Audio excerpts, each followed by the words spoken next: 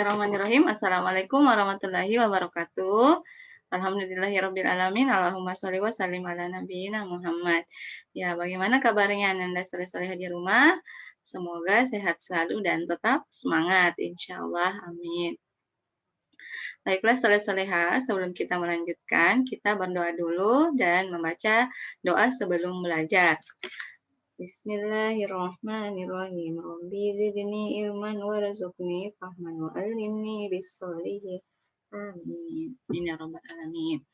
Baiklah, semoga Ustazah dimudahkan oleh Allah dalam menyampaikan materi ini dan Ananda juga mudah untuk memahami materi yang insya Allah akan Ustazah sampaikan.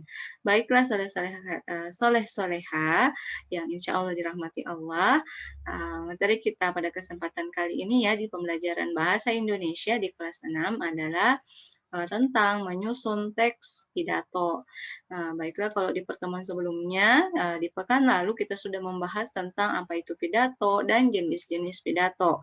Nah, untuk kesempatan kali ini, materinya adalah bagaimana langkah-langkah untuk dalam menyusun pidato, kemudian apa kriteria atau ciri dari naskah pidato, dan bagaimana struktur naskah pidato. Ya. Oke. Nah, tujuan pembelajarannya adalah semoga setelah kita mempelajari materi ini, kita mampu menjelaskan apa saja langkah-langkah dalam menyusun teks pidato. Kemudian kita mampu untuk menyebutkan kriteria atau naskah pidato yang baik. Dan yang ketiga, kita mampu menjelaskan struktur atau bagian-bagian dari teks pidato. Kelas soleh-soleha. Nah, ini adalah langkah-langkah, jadi kita langsung ke poin pertama, yaitu langkah-langkah menyusun pidato. Nah, langkah-langkah menyusun pidato ada 4, yaitu yang pertama kita menentukan temanya dulu. Tema apa yang akan kita sampaikan ke dalam pidato kita, apakah itu tema tentang kebersihan atau kedisiplinan. Kemudian kita membuat kerangka atau pokok yang akan disampaikan, apa-apa saja yang akan disampaikan, misalnya tentang kebersihan ya, jadwal piketnya, kemudian siapa-siapa yang membersihkan, siapa yang menjadi pengawasnya ya, pengawas dalam melakukan menjaga kebersihan. Kemudian yang ketiga adalah kita mengumpulkan bahan atau materi. Jadi materi yang berkaitan tentang tema pidato kita ya, tentang kebersihan misalnya. Dan yang keempat adalah kita mulai menyusun naskah yang sesuai dengan sistematiknya atau sesuai dengan struktur teks pidato.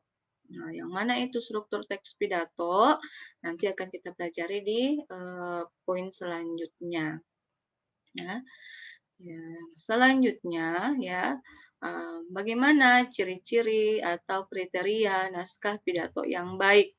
Ya, yang pertama adalah pidato tersebut memiliki tujuan yang jelas. Jadi makanya ada temanya tadi ya, ketika kita mau melakukan pidato harus jelas dulu apa yang kita mau sampaikan, apa temanya. Jangan sampai kita mau menyampaikan kebersihan, tapi yang dipahami oleh orang lain adalah tentang kedisiplinan misalnya.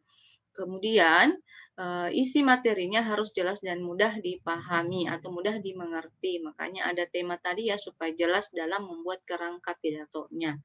Nah, kemudian materinya harus objektif, harus jelas apa yang dibahas dan tidak maksudnya tidak menyinggung satu pihak saja, tidak menyinggung seseorang.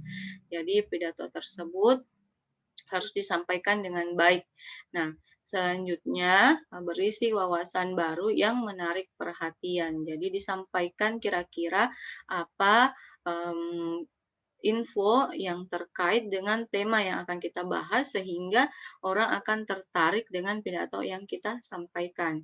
Dan terdapat kesimpulan di akhir pidato. Ya, ada kesimpulan supaya orang memahami, oh kita lagi bahas apa, kita lagi membawakan pidato tentang apa. Atau ada mungkin yang terlambat hadir, tidak hadir dari awal, nah bisa menyimak di akhir pidato dan dia bisa mengerti karena ada kesimpulan yang kita sampaikan di akhir pidato.